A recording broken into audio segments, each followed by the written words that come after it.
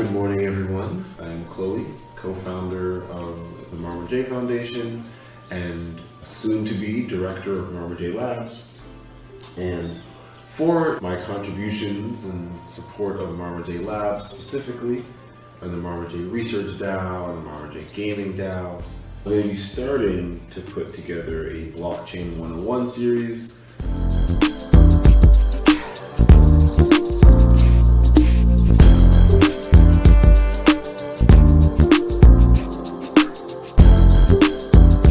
Generally, for me, the first step when trying to create some sort of educational content starts with just drawing out what it is that I would want to know when talking about a certain topic.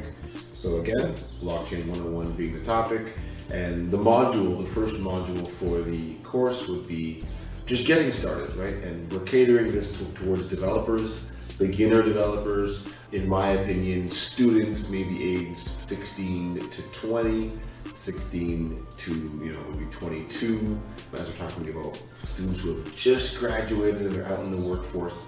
And look, maybe they have a full undergraduate degree in computer science, and they're thinking about maybe getting an internship in the blockchain space, digging into blockchain data or building out smart contracts for the blockchain or front ends that plug into blockchain contracts. Whatever it is that people want to do, maybe they want to build the cryptography that gets used to upgrade these blockchains and add new features. The idea is, though, how would you get started, and what's the whole idea? So the first step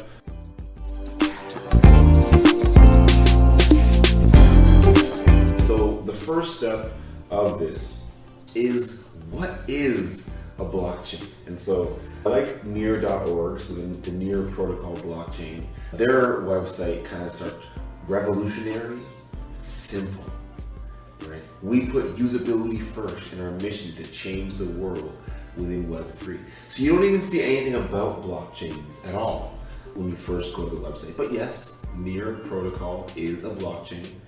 And so in my definition, I try and not use the word, blockchain or anything too technical, but it is, in my opinion, again, I'm going to be changing some of these terms and definitions. Please feel free to add comments and suggestions. But it is a database where, by default, everyone can read the information that's that's in this database. So imagine Google Cloud or Amazon Azure or Microsoft Azure or Amazon S3 buckets, or all these things that we use to store our information, our photos with Apple, services, or Google. But imagine everyone being able to see all that information and view all of that data publicly. That could be positive or be negative, right? If we have our private medical records and everyone's able to view them, that might not be so positive. And obviously this is by default, so there's upgrades to the blockchain that have happened to allow for private data as well.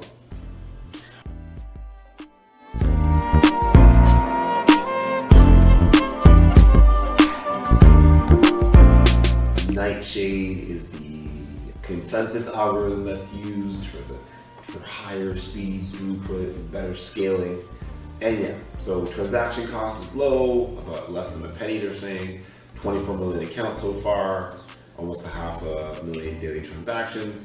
And I think the coolest part, in my opinion, is the time to finality. So in the beginning of blockchains, when we had Bitcoin coming up on 15 years ago now, the block time was about 10 minutes, which seems crazy to even say out loud right now, right? And there was not really this concept of finality.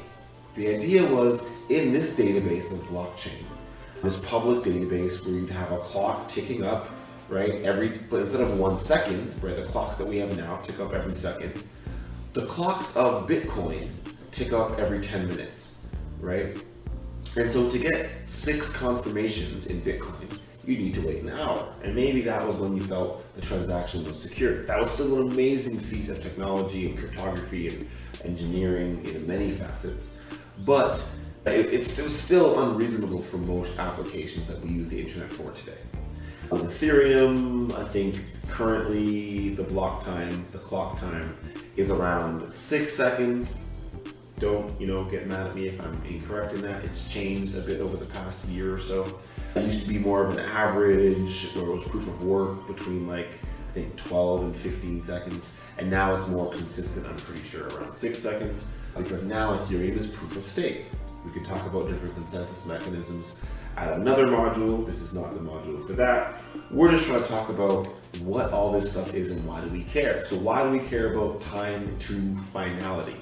We care about this because this is the time when we can actually assume probabilistically and trust mathematically that the state of the database is correct.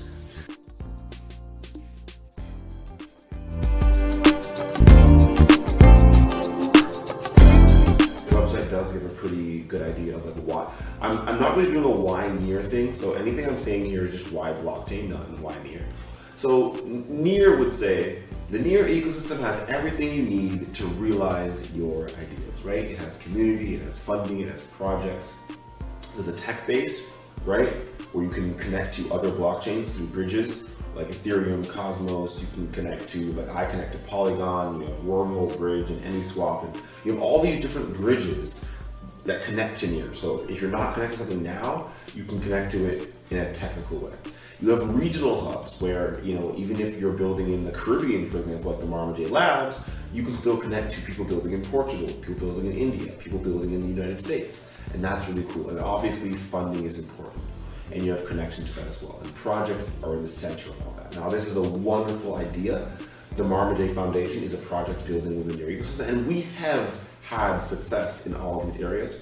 We have gone to Lisbon and hacked there and built community there and all around the world. We have received funding with grants for a variety of our projects and events. We have built, used this tech base and used the Rainbow Bridge and Aurora and other networks to both financially and just through, trying to find new ways to use the tech, for example. So like through Calamero Network, looking into, using zero knowledge in some of our applications. So Near does have a lot of this, but so do most blockchain application networks. And most blockchain networks try and put projects at the center because projects are, what build out the community, what build out more funding pools, which are actually going to the events of these regional hubs. And they're the ones that are using the tech base.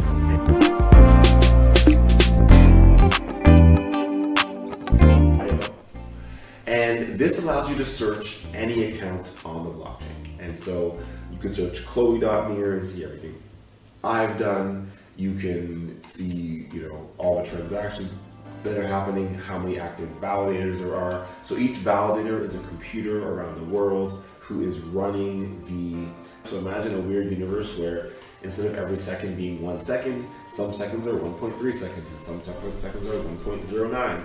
But it's always trying to be around 1 second. So these validators, these computers, are, it's like a lottery, choosing which one's going to run the transactions.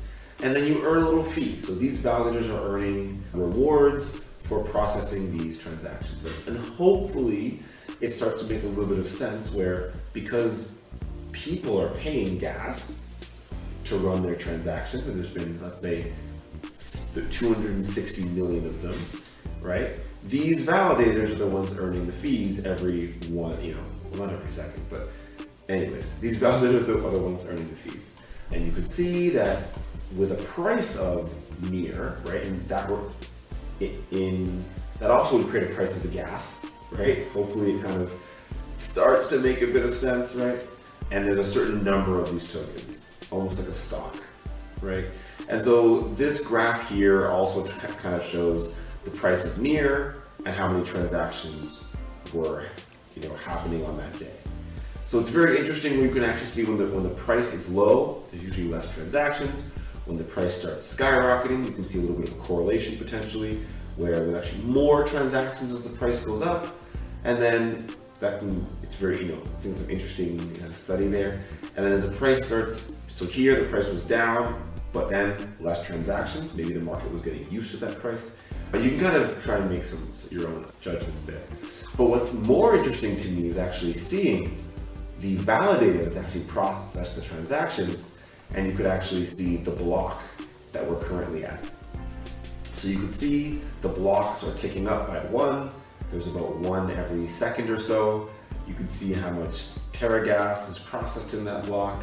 You can even see the latest transactions. And I think this view, in my opinion, really shows what is a blockchain.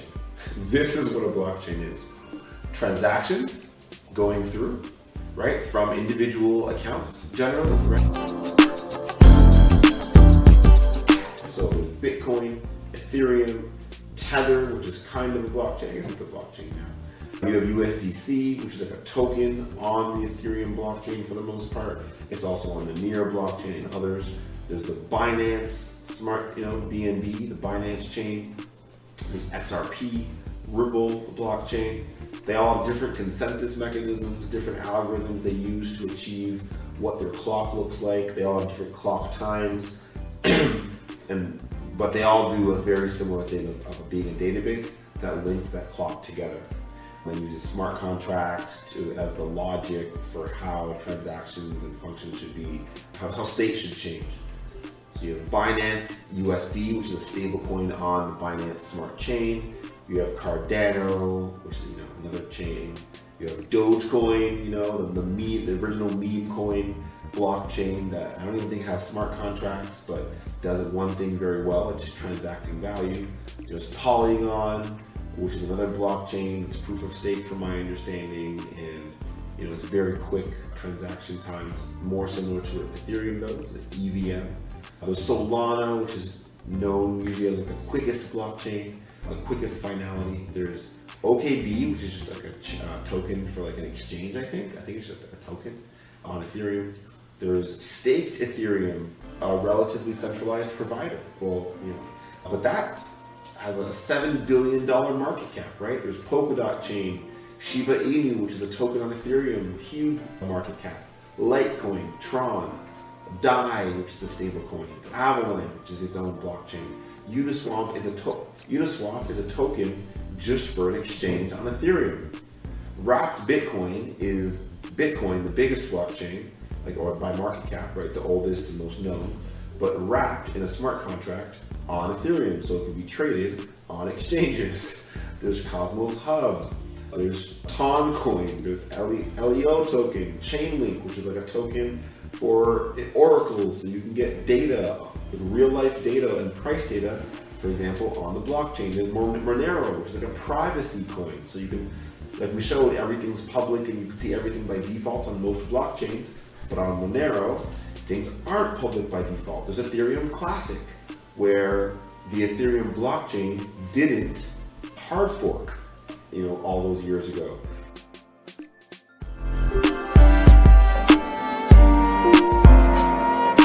When you're a developer thinking about what blockchain to build on, right, you could read cheeky messages like this. Where's that cheeky message that was actually really funny? It was talking about Ethereum. Yeah, Ethereum has provided a vision of what's possible. With Near, you can do it today, right? But when you look at the actual state of the world, Ethereum is the second largest blockchain with clearly the most developer activity, where Near is trying to do something new and innovative, which is very cool, but obviously, a lot of ground to cover, a lot of traction to gain. So yes, I do like doing educational, getting started, blockchain 101 stuff on Near, but if we then go to, and I think this is actually very important to go to, ethereum.org, you will get a wonderful developer section for tutorials.